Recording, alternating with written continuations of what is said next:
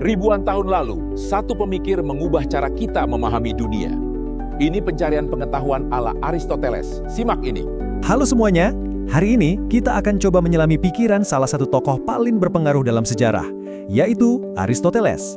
Kita akan bongkar sama-sama gimana sih warisan pemikirannya bisa membentuk cara kita melihat dunia selama ribuan tahun. Kayaknya kutipan ini pas banget buat ngasih gambaran. Serius, bayangin deh, dari biologi, politik, etika, sampai fisika, hampir nggak ada bidang ilmu yang nggak pernah ia sentuh. Luar biasa banget kan?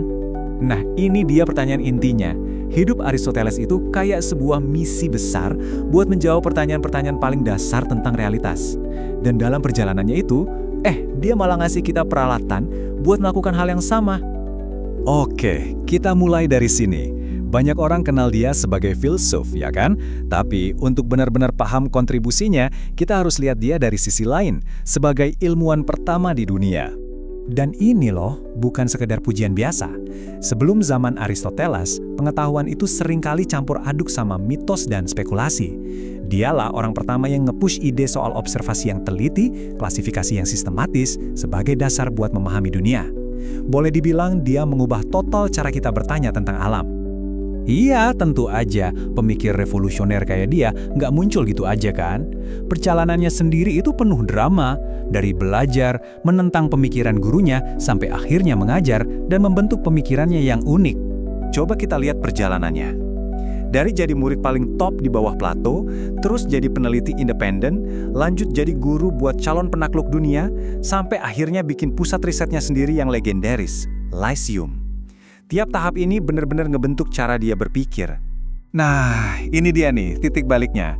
Gurunya, Plato, itu ngelihat dunia fisik kita ini cuma kayak bayangan dari realitas ide yang sempurna di atas sana. Tapi Aristoteles, dia balik arah 180 derajat. Buat dia, realitas itu ya ada di sini, di depan mata kita. Nunggu buat diobservasi dan dipahami. Dia seakan-akan narik filsafat kembali ke bumi. Kutipan ini kayaknya nangkep banget semangatnya. Meskipun dia hormat banget sama gurunya, loyalitas utamanya itu ya ke kebenaran. Kebenaran yang bisa dibuktikan lewat pengamatan. Keren banget. Terus, gimana caranya Aristoteles menganalisis dunia secara sistematis? Dia nggak cuma ngumpulin fakta loh. Dia menciptakan satu set peralatan berpikir yang super lengkap buat memahaminya. Kumpulan karyanya tentang logika itu dikenal sebagai organon, yang artinya secara harfiah adalah alat. Logikanya gini, buat dia, sebelum kita bisa paham dunia, kita harus paham dulu cara berpikir yang benar. Jadi logika itu fondasinya semua ilmu. Dan ini nih, salah satu alatnya yang paling canggih. Menurut Aristoteles, untuk benar-benar tahu sesuatu, kita harus bisa jawab 4 pertanyaan ini. Bukan cuma soal terbuat dari apa, tapi juga bentuknya gimana, siapa yang bikin, dan yang paling penting, tujuannya apa. Ini kerangka berpikir yang komplit banget. Dengan ini, pertanyaan apa itu jadi jauh lebih dalam. Oke, setelah punya peralatan yang canggih ini, Aristoteles lalu menerapkan metodenya ke hampir semua hal yang bisa dia pikirkan. Mulai dari bintang di langit sampai jiwa di dalam diri kita. Coba lihat deh daftarnya. Gila kan? Dia adalah orang pertama yang mengelompokkan ilmu-ilmu ini jadi disiplin yang terpisah. Dan setiap bidang ini jadi cikal bakal ilmu yang kita pelajari di sekolah sampai sekarang. Biar kebayang betapa telitinya dia, di bidang zoologi aja, dia mengamati dan mengklasifikasikan lebih dari 500 spesies hewan. Dia bahkan melakukan pembedahan, mencatat semua pengamatannya, dan ini jadi standar baru penelitian biologi yang gak terkalahkan selama ratusan tahun. Dia juga menerapkan pemikirannya ke dalam diri kita sendiri. Beda sama Plato yang mikir jiwa dan raga itu terpisah, Aristoteles justru melihat keduanya itu satu kesatuan yang gak bisa dipisahin. Jiwa itu adalah bentuk dari tubuh, yang ngasih kehidupan dan tujuan. Jadi nggak bisa ada yang satu tanpa yang lainnya. Jadi, apa sih dampak jangka panjang dari pencarian pengetahuan yang luar biasa ini? Singkatnya, dampaknya itu kerasa banget sampai sekarang, membentuk cara berpikir di berbagai peradaban. Pengaruhnya itu benar-benar lintas budaya dan zaman. Cendekiawan Islam menjulukinya guru pertama. Di Eropa abad pertengahan, dia cukup disebut sang filsuf, nggak perlu nama lagi, semua orang udah tahu.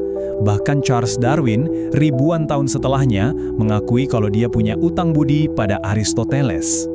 Tentu saja, warisan ini ada dua sisi. Otoritasnya itu saking besarnya, sampai kadang pemikirannya jadi dogma, yang malah menghambat kemajuan, terutama di bidang fisika dan astronomi. butuh revolusi ilmiah untuk berani menantang beberapa kesimpulannya. Ironis ya, karena mereka pakai semangat observasi yang justru diajarkan oleh Aristoteles sendiri. Pada akhirnya, pencarian Aristoteles untuk memahami alam semesta dan posisi kita di dalamnya, ya itu juga pencarian kita sampai sekarang. Mungkin alat kita udah jauh lebih canggih, tapi pertanyaan-pertanyaan mendasarnya soal eksistensi, tujuan hidup, dan hakikat pengetahuan masih sama. Dan mungkin itulah warisannya yang paling abadi. 1 like itu semangat, 1 share itu manfaat, dan 1 subscribe itu perjalanan tanpa batas. Semoga info tadi bermanfaat. Komen MAO jika Anda ingin mendapatkan free ebook tentang bisnis dari kami.